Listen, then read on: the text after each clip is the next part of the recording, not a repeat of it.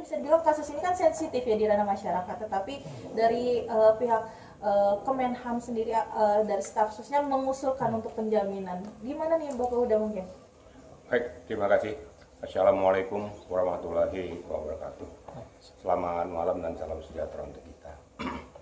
Jadi kita mengupas dulu awal muasal daripada permasalahan, yaitu terjadinya penggerudukan di Cidahu ya.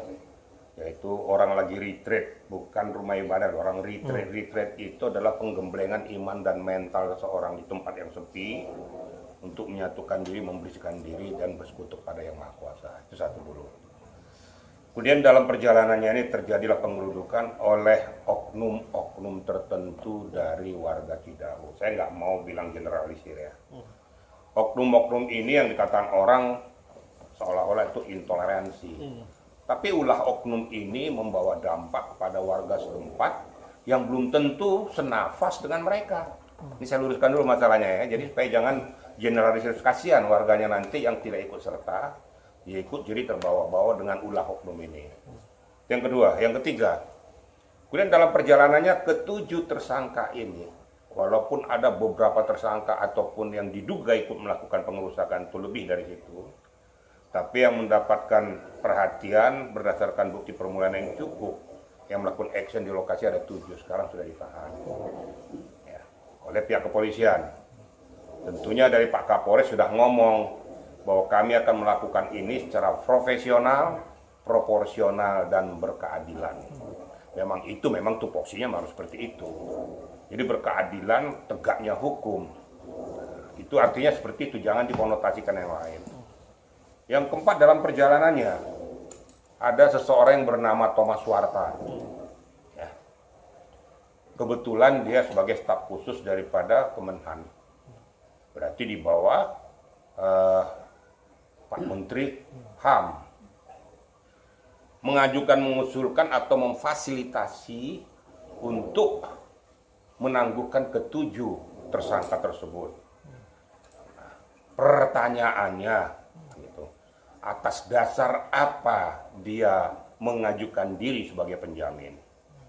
Apakah atas nama pribadi atau atas nama lembaga, yaitu Kementerian HAM? Kalau atas nama pribadi, apa kapasitasnya untuk mengajukan, memfasilitasi supaya ditangguhkan penahanannya?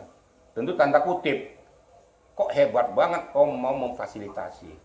Walaupun dalam petik, di dalam in mind saya mengatakan kau mau membawakan atas nama Kementerian HAM.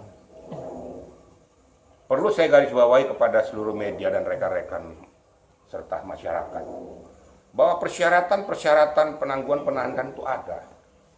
Karena penahanan itu adalah hak subjektif daripada penyidik, JPU atau pengadilan. Tujuannya adalah apa? Satu, supaya tidak melarikan diri. Dua, mengulangi perbuatan.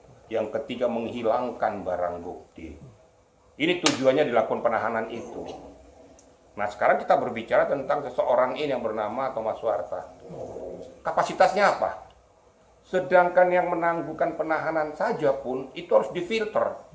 Ya. Yang berhak mengajukan penangguhan penahanan adalah dari pihak keluarganya atau kuasa hukumnya, tapi atas nama keluarga di dalam surat pernyataan. Karena seketika dia melakukan itu, nanti tumbalnya dia gantinya. Pengacara berani menangguhkan penahanan, orangnya kabur melarikan diri, ya masuk tuh si pengacaranya tuh. Jadi nggak main-main. Saya yakin pengacara yang betul-betul profesional, dia berani mengajukan penangguhan penahanan bersama dengan keluarga dan ada surat pernyataan dari pihak keluarga. Karena seorang pengacara juga kan paham dan taat hukum. Itu yang etika prosedurnya. Nah, ini kapasitasnya apa?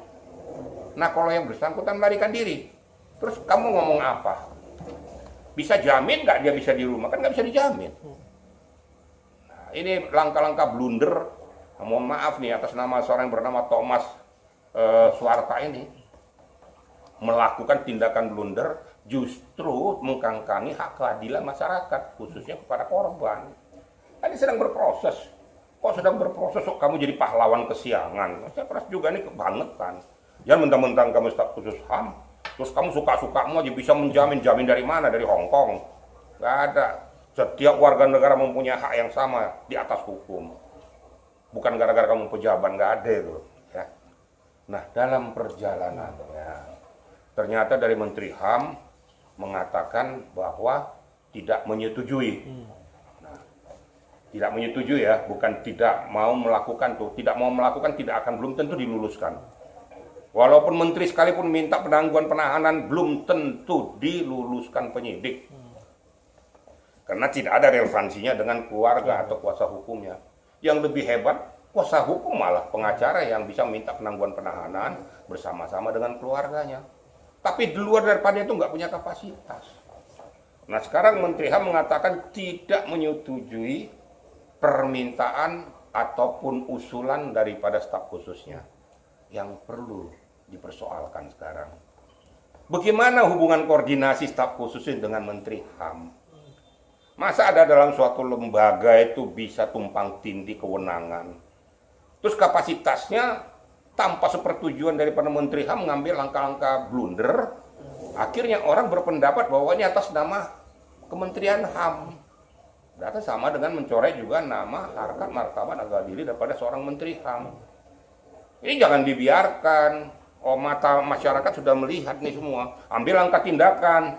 Kok berani kamu melangkahi kebijakan yang saya lakukan di kementerian ini? Dengan alasan mohon maaf atas nama pribadi, nggak bisa. Atas nama pribadi lebih blunder lagi. Nah, ini kita mintakan kepada Menteri HAM lakukan tindakan itu, berikan tindakan nyata kepada masyarakat bahwa HAM bukan berkedudukan untuk meloloskan orang daripada penangguhan penahanan. Nggak ada kapasitasnya, nggak ada. Tapi orang-orang yang terlindas oleh hak asasi manusia itu yang dilindungi. Tapi untuk meminta penangguhan penahanan, apalagi itu ada pelaku, kan terbalik-balik nih. Kok pelaku diminta penangguhan penahanan, harusnya korban dong yang dilindungi HAM-nya. Ini kira-kira pada rekan-rekan media. Jadi saya ulas ini supaya komprehensif, supaya kita tahu dan paham semua ya. Tindakan sangat saya sesalkan. Jangan dengan mengambil kata daripada Kapolres itu profesional, proporsional, dan berkeadilan. Berkeadilan itu maksudnya tegaknya hukum yang adil, bukan berarti bisa masuk untuk menangguhkan. Ini loh, jangan disalahartikan pengertian daripada profesional, proporsional, dan keadilan berkeadilan tuh. Kira-kira itu media ya. Oke, Bapak Yuda, bisa dibilang kan dengan adanya statement dari pihak Menham sendiri tidak menerima usulan tersebut. Ini menjadi salah satu bukti nggak sih Indonesia sendiri bisa dibilang tuh menjunjung tinggi HAM, apalagi ini kan kasus kan menyangkut tentang hak asasi manusia juga ya, hak asasi untuk beragama juga. Lah, kalau itu udah jelas ya. Tadi Menteri HAM kan sudah saya katakan menganulir, tidak menyetujui ya permohonan usulan penangguhan penahanan. Karena saya tahu Natalius Pigai ini selama ini dia selalu mengedepankan HAM di Papua di mana. Nah sekarang kan bertentangan dengan apa yang sudah dilakukannya kalau seandainya disetujui. Tapi Menteri kan tegas mengatakan menolak usulan penangguhan penahanan tuh.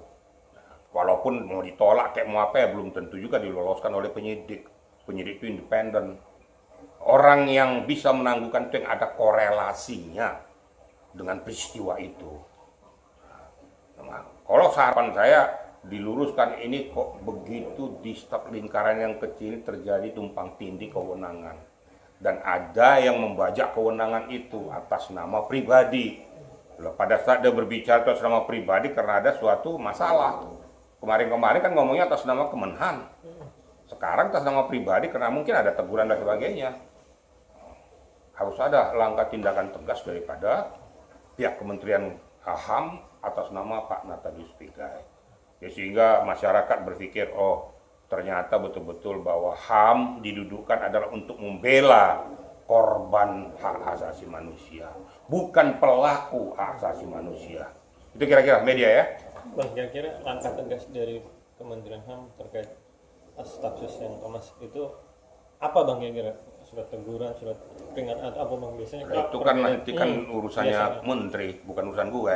Biasanya kalau dari ini nggak pakai biasanya. Kebijakan institusi adalah kebijakan pimpinan tertingginya. Dan kita tidak bisa menakar dan tidak bisa menelaah apa keputusan yang diambil oleh Menteri HAM. Apakah ini dinonaktifkan atau diberhentikan atau teguran keras dan lain sebagainya, itu hak prerogatif daripada Menteri HAM, dan saya tidak mempunyai kapasitas untuk menjawab itu karena itu bukan kewenangan saya. Saya orangnya kan profesional, lurus, profesional, tidak berpihak kemana-mana, tapi tegak, tetap berada di tengah. Salah katakan salah, benar katakan benar. Itu kira-kira saya media ya.